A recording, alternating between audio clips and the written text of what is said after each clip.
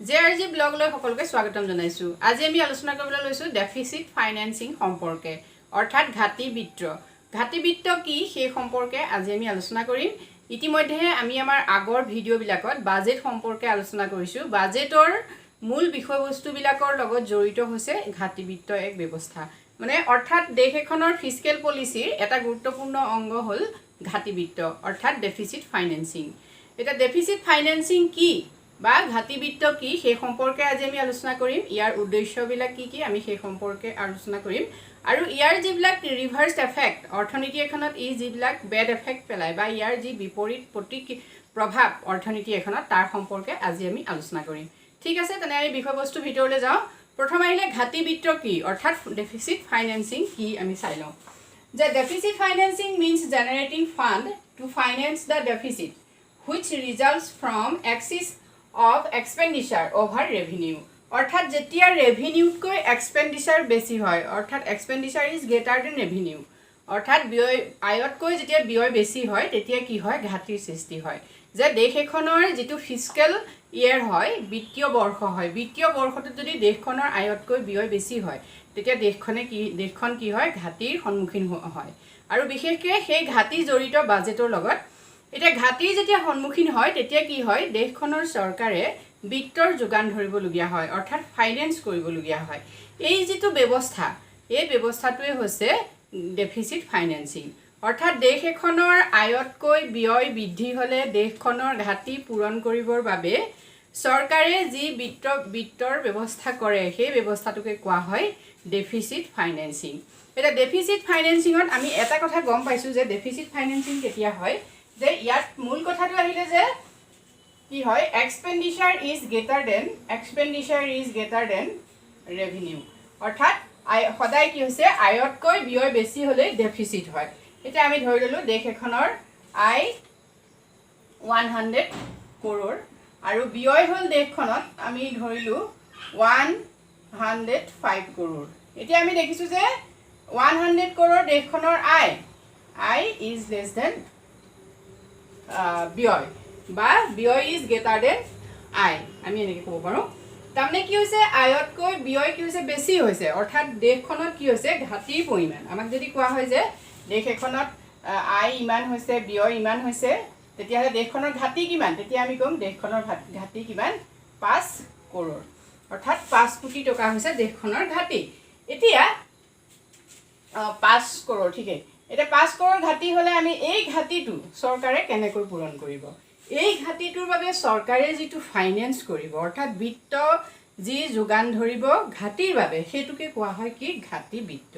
এতিয়া এই ঘাটি বিত্তটো সাধাৰণতে চৰকাৰে কি কৰে এই ঘাটি বিত্তটো সাধাৰণতে the gap being covered by borrowing from the public by the sale of bonds or by printing new money. সাধাৰণতে কি কৰে চৰকাৰে ঘাটি বিত্ত পূৰণ কৰিবৰ বাবে চৰকাৰে কি কৰে পাব্লিকৰ ওচৰত বণ্ড বিক্ৰী কৰে বা ৰিজাৰ্ভ বেংকৰ পৰা কি হৈছে বৰয়িং কৰে বা বৰয়িঙৰ লগত আমি এইটো ক'ব পাওঁ বা ৰিজাৰ্ভ বেংকক কি কৰে চৰকাৰে নিউ কাৰেঞ্চি অৰ্থাৎ নতুন মুদ্ৰা ছপা কৰি তাৰ পৰা চৰকাৰে কি কৰে বড়ো কৰে অৰ্থাৎ ধাৰে লয়। এই দুটা ব্যৱস্থাৰে চৰকাৰে কি কৰিব পাৰে ঘাটি বিত্তৰ যোগান ধৰে। ঠিক আছে, এতিয়া আমি তাৰ কিছু কথা চাই লওঁ। প্ৰথম আহিব ইয়াৰ পাছত আহিলে অবজেক্টিভছ বা পাৰপ'জবিলাক কি অবজেক্টিভছ অৰ্থাৎ চৰকাৰে যে ঘাটি বিত্তৰ সহায় ল'বলগীয়া হয় ডেফিসিট ফাইনেন্সিং কৰিবলগীয়া হয় তাৰ অবজেক্টিভছখিনি কি চৰকাৰেনো এনেকুৱা এটা ব্যৱস্থা কিয় কৰিবলগীয়া হয় বা দেশ এখনৰ আমি জানো যে দেশ এখনৰ চৰকাৰে কি হয় বিশেষকৈ ডেভেলপিং কাণ্ট্ৰিত অৰ্থাৎ উন্নয়নশীল দেশবিলাকত কি কৰে চৰকাৰে সাধাৰণতে দেশখনৰ সামগ্ৰিক উন্নয়নৰ অৰ্থনীতিৰ বিকাশ সাধনৰ লক্ষ্য আগত ৰাখি কি কৰে ডেফিসিট বাজেট প্ৰস্তুত কৰে। গতিকে ডেফিসিট বাজেট প্ৰস্তুত কৰাৰ লগে লগে এইটো চাৰ্টেন এণ্ড চিয়'ৰ হৈ থাকে যে দেশখনে কি হ'ব ঘাটি বিত্তৰ সন্মুখীন হ'বই। গতিকে এনেই ঘাটি বিত্তৰ উদ্দেশ্য কি পাৰপ'জবিলাক কি অবজেক্টিভছ কি আমি চাই লওঁ। ফাৰ্ষ্টটো হ'ল যে to upgrade the infrastructure of the country দেশখনৰ যি আন্তঃগাঁথনি উন্নয়নৰ বাবে কি কৰে চৰকাৰে ঘাটি বিত্তৰ সহায় লয়। এতিয়া সাধাৰণতে কি হয় ডেভেলপিং কাণ্ট্ৰিবিলাকত অৰ্থাৎ উন্নয়নশীল দেশবিলাকত কি হৈছে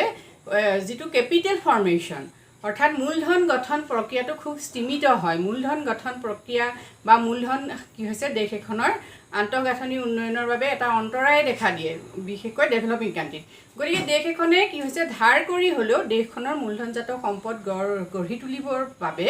চেষ্টা কৰে আৰু যদিহে কেপিটেল ফৰ্মেশ্যন নহয় তেতিয়া ইনফ্ৰাষ্ট্ৰাকচাৰ ডেভেলপমেণ্টৰ কাৰণে কেতিয়াও দেশখনে বা অৰ্থ চৰকাৰখনে কাম কৰিব নোৱাৰে গতিকে ইয়াৰ প্ৰথম উদ্দেশ্যটো হ'ল to upgrade the infrastructure of the country next আহিলে টু ফাইনেন্স এক্সপেণ্ডিচাৰ ৱাৰ এতিয়া ৱাৰ টাইম যিটো মানে যুদ্ধৰ সময়ত ব্যয় কৰিবৰ বাবেও কি কৰে চৰকাৰে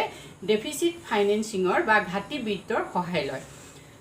নেক্সট আহিলে to remove depression by raising the level of output and employment অৰ্থাৎ নিয়োগ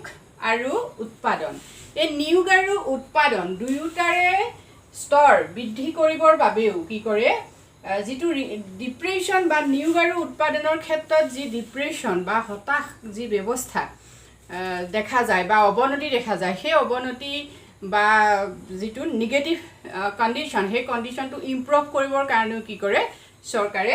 ঘাটি বিত্তৰ আশ্ৰয় লয় নেক্সট আহিলে to mobilise adequate resources for financing development plans যিকোনো সম্পদবিলাক মবিলাইজ এডিকুৱেট ৰিচোৰ্চ যিবিলাক আমাৰ অৰ্থনীতিৰ কাৰণে প্ৰয়োজনীয় সম্পদ সেই সম্পদবিলাকৰ গতিশীলতা বৃদ্ধি কৰিবৰ বাবে অৰ্থনৈতিক বিকাশ সাধন কৰিবৰ বাবে বিকাশমূলক যি আঁচনি সেই আঁচনিৰ জৰিয়তে সেই সম্পদবিলাকৰ গতিশীলতা বৃদ্ধি কৰি অৰ্থনৈতিক উন্নয়ন সাধন কৰিবৰ কাৰণেও কি কৰে ডেফিচিট ফাইনেন্সিঙৰ সহায় লয় নেক্সট আহিলে to mobilize surplus cash and underutilized resource of the country to mobilize surplus cash নগদ টকাৰ বৃদ্ধি কৰা আৰু লগতে কি হৈছে underutilized resource of the country দেশখনত যিবিলাক অব্যৱহৃত সম্পদ থাকে সেই সম্পদবিলাকৰ পূৰ্ণ ব্যৱহাৰ কৰাৰ উদ্দেশ্য আগত ৰাখিও কি কৰা হয় ঘাটি বিত্তৰ সহায় লোৱা হয় ঠিক আছে নিশ্চয় আমি অবজেক্টিভছখিনি কি বুজি পাইছোঁ আৰু বহুত সহজ হয় বিষয়বস্তুটো জাষ্ট অকণমান বুজি পালেই কথাখিনি ছাত্ৰ ছাত্ৰীসকলে ধৰিব পাৰিব নেক্সট আহিলে ডেফিচিট ফাইনেন্সিং ইন ইণ্ডিয়া এতিয়া ভাৰতবৰ্ষৰ দৰে দেশত কি হৈছে ডেফিচিট ফাইনেন্সিং অৰ্থনৈতিক উন্নয়নৰ বাবে এটা গুৰুত্বপূৰ্ণ বিষয় ফিস্কেল পলিচি এটা গুৰুত্বপূৰ্ণ ফিস্কেল পলিচিৰ অংশ হয় কিন্তু বিভিন্ন উন্নত দেশতো কি হৈছে এই ব্যৱস্থাটো গ্ৰহণ কৰা হয় এতিয়া ভাৰতবৰ্ষত ডেফিচিট ফাইনেন্সিঙৰ ব্যৱস্থাটো কেনেকৈ কৰা হয় আমি চাওঁ অৰ্থাৎ যেতিয়া ভাৰতবৰ্ষত ঘাটি হয় সেই ঘাটি পূৰণ কৰিবৰ বাবে চৰকাৰে কি ব্যৱস্থাৰে কি কৰে ফাইনেন্স কৰে মানে বিত্ত কি ব্যৱস্থাৰে যোগান ধৰে সেইটো আমি চাই লওঁ প্ৰথমটো হ'ল ইট ইজ ডান থ্ৰু এক number creation of money that is borrowing from central bank অৰ্থাৎ ই কি কৰে মুদ্ৰাৰ সৃষ্টি কৰে যিটো কি হয় চেণ্ট্ৰেল বেংকৰ পৰা ধাৰে লয় মুদ্ৰাৰ সৃষ্টি কৰে নেক্সট আহিলে running down the cash balance of the গভটৰ মানে চৰকাৰৰ হাতত যি নগদ টকা থাকে সেই নগদ টকা হ্ৰাস কৰি পেলাই কি হৈছে বিত্তৰ যোগান ধৰে নেক্সট হ'ল ইছুইং নিউ কাৰেঞ্চি নতুন মুদ্ৰা ছপা কৰি পেলাই কি কৰা হয় বা নতুন নোট ছপা কৰি পেলাই চৰকাৰে কি কৰে ঘাটি বিত্তৰ মানে বিত্তৰ যোগান ধৰে নেক্সট আহিলে ৰেইজ ৰিচিভছ বাই এডিশ্যনেল টেক্স ৰেভিনিউ অৰ্থাৎ অতিৰিক্ত কৰৰ পৰা ৰেভিনিউ ৰাজহ অৰ্জন কৰি পেলাই চৰকাৰে কি কৰে ঘাটি বিত্তৰ জৰিয়তে দেশখনৰ উন্নয়নৰ কথা চিন্তা কৰে নেক্সট আহিলে raising net return from gov services যিবিলাক গভ ছাৰ্ভিচেছ হয় চৰকাৰী চাকৰিৰ পৰা তেওঁলোকে কি হয় নেট ৰিটাৰ্ণ বৃদ্ধি কৰি পেলাইও কি কৰা হয় ফাইনেন্সৰ ব্যৱস্থা কৰা হয় নেক্সট আহিলে ৰেইজিং ডমেষ্টিক লোন অৰ্থাৎ আমাৰ যিবিলাক ঘৰুৱা ঋণ বৃদ্ধি কৰে যেনে ঘৰুৱা ঋণবিলাক এতিয়া চৰকাৰে কাৰ পৰা ডেপ্ট যিটো আমি পাব্লিক ডেপ্টৰ কথা পাইছিলোঁ বা গভডেপ্টটো চৰকাৰে মানে কাৰ পৰা ঋণ ল'ব সেইটো আমি চাওঁ RBI পৰা ল'ব পাৰে গভ বণ্ডৰ পৰা ল'ব পাৰে এডহক ট্ৰেজাৰী বিলৰ পৰা ল'ব পাৰে সেইবিলাকৰ পৰা কি কৰে চৰকাৰে ঋণ গ্ৰহণ কৰি পেলাই ফাইনেন্সৰ যোগান ধৰে নেক্সট আহিলে increasing the volume of foreign loans যদি চৰকাৰে আভ্যন্তৰীণভাৱে বিত্তৰ যোগান ধৰিব নোৱাৰে তেতিয়া কি কৰে চৰকাৰে আন্তঃৰাষ্ট্ৰীয় যিকোনো সংগঠন বা দেশৰ কি হৈছে সহায় বিচাৰে অৰ্থাৎ ফৰেন লোন বৃদ্ধি কৰি পেলাই কি কৰা হয় বিত্তৰ যোগান ধৰা হয় গতিকে আমি দেখিলোঁ যে চৰকাৰে ঘাটি বিত্তৰ বাবে কি প্ৰচেছ গ্ৰহণ কৰে সেইখিনি আমি নিশ্চয় বুজি পাইছোঁ। নেক্সট পইণ্টত আমি চাওঁ যে দেশ এখনত হয় দেশ এখনৰ অৰ্থনৈতিক উন্নয়নৰ বাবেও ঘাটি বিত্তৰ আশ্ৰয় লোৱা হয়, কিন্তু যদিও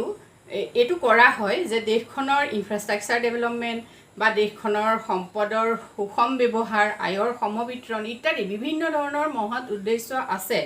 ঘাটি বিত্তৰ আশ্ৰয় লোৱাৰ, কিন্তু ইয়াৰ এডভাৰ্চ কিছু ইফেক্ট অৰ্থাৎ বিপৰীত কিছু প্ৰভাৱ যে নপৰিব তেনে কেতিয়াও নহয়। গতিকে বা প্ৰভাৱটো সাধাৰণতে কি হয় নিগেটিভ এফেক্ট থাকিবই। গতিকে আমি চাই লওঁ ইম্পেক্ট অফ ডেফিচিট ফাইনেন্সিং অৰ্থাৎ ঘাটি বিত্তৰ যিবিলাক প্ৰভাৱবোৰ কি আমি চাওঁ। প্ৰথম আহিলে increase in inflation due to the increase in supply of money. এতিয়া আমি কৈছোঁৱে যে ঘাটি বিত্ত মিনছ মানে ঘাটিৰ বাবে বিত্ত যোগান ধৰাৰ মিনছ মানে অৰ্থটো হ'ল যে চৰকাৰে অতিৰিক্ত মুদ্ৰা বা অতিৰিক্ত টকা কি হৈছে যোগান ধৰে অৰ্থনীতিখনত, অৰ্থাৎ মানি ছাপ্লাই ইনক্ৰিজ হয়। এতিয়া যেতিয়া অৰ্থনীতি এখনত ডাইৰেক্ট মানি ছাপ্লাই মানে মুদ্ৰা যেতিয়া যোগান বৃদ্ধি হৈ যায় তেতিয়া কি হয় মুদ্ৰাৰ যোগান বৃদ্ধি হোৱাৰ লগে লগে দেশখনত মুদ্ৰাৰ যিটো ভেলু হয় মানে মানি যিটো ভেলু মানি ভেলুটো কি হয় ডিক্ৰিজ হৈ যায়। গতিকে দেশ এখনত যদি মুদ্ৰাৰ মূল্য হ্ৰাস হয় কিন্তু মুদ্ৰা বৃদ্ধি হৈছে কিন্তু তাৰ কাৰণে কি হৈছে মূল্য হ্ৰাস হৈছে আৰু তেতিয়া দেশখনত কি হৈছে ইনফ্লেশ্যনে দেখা দিয়ে। গতিকে ঘাটি বিত্ত এটা অন্যতম কাৰণ ডেভেলপিং কাণ্ট্ৰিবিলাকৰ ইনফ্লেশ্যন, যিহেতু ডেভেলপিং কাণ্ট্ৰিত ইনফ্লেশ্যন এটা ডাঙৰ সমস্যা হয়, বাৰ্নিং প্ৰব্লেম হয়। এই বাৰ্নিং প্ৰব্লেমটোৰ কাৰণ কিন্তু এটা আমি একদম নিশ্চিতভাৱে আমি ক'ব পাৰোঁ সেইটো হ'ল ডেফিচিট ফাইনেন্সিং। গতিকে ইয়াৰ ফলত কি হয় যে মুদ্ৰাৰ যোগান বৃদ্ধি হয় আৰু মুদ্ৰাৰ যোগান বৃদ্ধি হোৱাৰ লগে লগে ইয়াত কি হৈছে ই মুদ্ৰাস্ফীতিৰ এয়া দেখা দিয়ে। নেক্সট আহিলে decrease in ACL due to higher in debt. এতিয়া যিবিলাক আমাৰ যিটো আমাৰ এগ্ৰিকালচাৰেল যিটো লেভেল হয় বা ACL এভাৰেজ কনজামশ্যন লেভেল যিটো আমাৰ অৰ্থাৎ যিটো আমাৰ গড় উপভোগ যিটো স্তৰ, গড় উপভোগ স্তৰৰ সাধাৰণতে কি হয় ডিক্ৰিজ হৈ যায়। অৰ্থাৎ যদিও ইয়াত কি হৈছে মুদ্ৰাৰ যোগান বৃদ্ধি পায় মানে মানি ছাপ্লাই বৃদ্ধি হয়, মানি ছাপ্লাই বৃদ্ধি হোৱাৰ লগে লগে কিন্তু কি হৈছে ইয়াত ইনফ্লেশ্যনে দেখা দিয়ে, আমি সেই কথাটো ক'লোঁ। কিন্তু ইয়াত এটা বস্তু তাৰ বিপৰীত ফলাফল হয় যে ডিক্ৰিজ হয় যিটো আমাৰ এভাৰেজ কনজামশ্যন লেভেল অৰ্থাৎ গড় উপভোগ যিটো স্তৰ সেই স্তৰটো কিন্তু কি হয় কম হয় ডিউ টু হায়াৰ ইনফ্লেশ্যন মানে ইনফ্লেশ্যনৰ কাৰণে বা যেতিয়া ইনফ্লেশ্যন মুদ্ৰাস্ফীতি বেছিকৈ হৈ যায়, বেছি হৈ গ'লে কি হয় উপভোগ প্ৰৱণতাটো গড় উপভোগ প্ৰৱণতা হ্ৰাস হয়। সেইটো কেনেকৈ হয় আমি কৈছোঁৱে যে মুদ্ৰাৰ যোগানটো বৃদ্ধি হৈ যোৱাৰ লগে লগে মূল্য হ্ৰাস হয় আৰু মূল্য হ্ৰাস হোৱাৰ লগে লগে কি হৈছে যিবিলাক সাধাৰণতে তাত দুটা স্তৰে দেখা দিয়ে যে সমাজখনত অৰ্থনীতিখনত আমি জানো যে ধনী আৰু দুখীয়া থাকে। গতিকে মুদ্ৰাৰ যোগান বৃদ্ধি হোৱাৰ লগে লগে ডাইৰেক্ট ধনী মানুহখিনি কি সহায় কৰে, কিন্তু মুদ্ৰাৰ মূল্য যিটো হ্ৰাস হৈ যায় তেতিয়া এই দুখীয়া মানুহখিনি কি হৈছে বেছিকৈ প্ৰভাৱ পেলায়। তেতিয়া বিশেষভাৱে দ্ৰব্যৰ দৰ বৃদ্ধি হয় আৰু দ্ৰব্যৰ দৰ বৃদ্ধি হৈ যোৱাৰ লগে লগে সাধাৰণ মানুহে কি হৈছে উপভোগৰ পৰা তেওঁলোকৰ উপভোগ কৰ্তন হয়। গতিকে এভাৰেজ কনজামশ্যন লেভেল যিটো সেইটো কি হৈছে হ্ৰাস পাই আহে। নেক্সট আহিলে ইনক্ৰিজ ইন ইনকাম ডিছপাৰিটি। এতিয়া আমি এইটো কৈছোঁৱেই ইয়াৰ আগৰটোৰ লগতেই জড়িত যে ই কি কৰে যিবিলাক আয়ৰ বৈষম্যৰ সৃষ্টি কৰে, যিহেতু যেতিয়া মুদ্ৰাৰ অতিৰিক্ত মুদ্ৰা অৰ্থনীতিখনত অতিৰিক্ত মুদ্ৰাৰ যোগান হৈ যায় তেতিয়া আমি কৈছোঁ যে আগতে যিটো পইণ্ট আলোচনা কৰিছিলোঁ সেইটোৱে ধনী মানুহখিনিৰ হাতলৈ পইচাটো বেছি গুচি আহে আৰু দুখীয়া মানুহখিনিয়ে কি হৈছে তাৰ বেড ইফেক্টটো ভোগ কৰিবলগীয়া হয়। গতিকে আয়ৰ যি বৈষম্য মানে সম্পদ আৰু আয়ৰ সুষম বিতৰণ নহয়, যিহেতু ডেফিচিট ফাইনেন্সিঙৰ ফলত কি হৈছে এচাম মানুহ বেছি ধনী হয় আৰু এচাম মানুহৰ হাতত কি হৈছে মুদ্ৰাৰ মূল্যটো হ্ৰাস হৈ বা মুদ্ৰা হ্ৰাস হৈ আহে। গতিকে যিটো অসমতা অৰ্থনৈতিক যি অসমতা সেই অসমতাৰ সৃষ্টি হয়। নেক্সট পইণ্টটো আহিলে এডভাৰ্চ ইম্পেক্ট অন ছেভিং। সঞ্চয়ত কি হৈছে বেড এফেক্ট পেলায়, মানে সঞ্চয় ইয়াত যদি ডেফিচিট ফাইনেন্সিঙৰ ফলস্বৰূপে বা ঘাটি বিত্তৰ ফলস্বৰূপে কি হৈছে সঞ্চয় হ্ৰাস হয়। নেক্সট আহিলে এডভাৰ্চ ইম্পেক্ট অন ইনভেষ্টমেণ্ট। আৰু ইনভেষ্টমেণ্ট মানে বিনিয়োগো কি হৈছে বিনিয়োগতো ই নিগেটিভ ইফেক্ট পেলায় মানে ঋণাত্মক প্ৰভাৱ পেলায় কেনেকৈ পেলায় আমি যদি ভালকৈ লক্ষ্য কৰোঁ তেতিয়া দেখিম যে যেহেতু ইনফ্লেশ্যন হয় বুলি কৈছোঁ ইনফ্লেশ্যন হোৱাৰ লগে লগে মুদ্ৰাৰ মূল্য বৃদ্ধি হয় আৰু মুদ্ৰাৰ মূল্য বৃদ্ধি হোৱাৰ লগে লগে কি হৈছে যিবিলাক লেবাৰ হয় যিকোনো কৰ্মৰত শ্ৰমিকে কি হৈছে আন্দোলন ঘোষণা কৰে তেওঁলোকে সেই সময়ত বেছিকৈ পইচা মজুৰি দাবী কৰে বেছিকৈ মজুৰি দাবী কৰাৰ লগে লগে কি হৈছে যিকোনো যিসকল ওনাৰ হয় বা তেওঁলোকে শ্ৰমিকক কি হৈছে বেছিকৈ মজুৰি দিবলৈ বাধ্য হয় আৰু বাধ্য হোৱাৰ লগে লগে কি হৈছে প্ৰডাকশ্যন কষ্টটো বেছি হৈ গুচি যায় যেহেতু মজুৰি বৃদ্ধি হোৱা মানে প্ৰডাকশ্যন কষ্টটো বৃদ্ধি হোৱা গতিকে উৎপাদন ব্যয় যেতিয়া বেছিকৈ বাঢ়ি যায় তেতিয়া কি হৈছে তেওঁলোকৰ দ্ৰব্য সামগ্ৰীৰ আকৌ প্ৰফিটটো কমি আহে গতিকে এই যেতিয়া ছিজনটো হয় তেতিয়া কি হৈছে নতুন যিবিলাক প্ৰডিউচাৰ হয় তেওঁলোকে কি কৰিব নোৱাৰে তেওঁলোকে ইনভেষ্ট কৰিবলৈ মানে বিনিয়োগ কৰিবলৈ তেওঁলোকে সেই সময়ত হতাশ হয় বা তেওঁলোকে উৎসাহিত অনুভৱ নকৰে গতিকে ফলস্বৰূপে কি হয় এডভাৰ্ছ ইম্পেক্ট পৰে ইনভেষ্টমেণ্টৰ ওপৰত মানে অতিৰিক্ত টকা বিনিয়োগ কৰাৰ ক্ষেত্ৰত মূলধন বিনিয়োগ কৰাৰ ক্ষেত্ৰত কি হৈছে উদ্যোগীসকল বা উৎপাদনকাৰীসকলে অনীহাৰ মনত তেওঁলোকৰ অনীহাৰ জন্ম হয় ঠিক আছে এইখিনি হৈছে ঘাটি বিত্তৰ মূল কথা এতিয়া ঘাটি বিত্ত যে আমাৰ দেশ এখনৰ কাৰণে খুব প্ৰয়োজনীয় সেই কথাটো আমি বুজি পাইছোঁ কিন্তু তাৰ লগে লগে কি হৈছে ইয়াৰ কিছুমান নিগেটিভ প্ৰভাৱ আছে গতিকে ছাত্ৰ ছাত্ৰীসকলে বিস্তৃত অধ্যয়ন কৰিলে বুজি পাব যে দেশ এখনৰ বাবে ঘাটি বিত্ত কিমান প্ৰয়োজনীয় যদিও ইয়াৰ বেড ইফেক্ট আছে যি কি নহওক আজিলৈ আমাৰ ইমানেই যদি ভিডিঅ'টো ভাল লাগিছে সকলোৱে লাইক কৰিব কমেণ্ট কৰিব আৰু মোৰ চেনেলটো ছাবস্ক্ৰাইব কৰিবলৈ নাপাহৰিব থেংক ইউ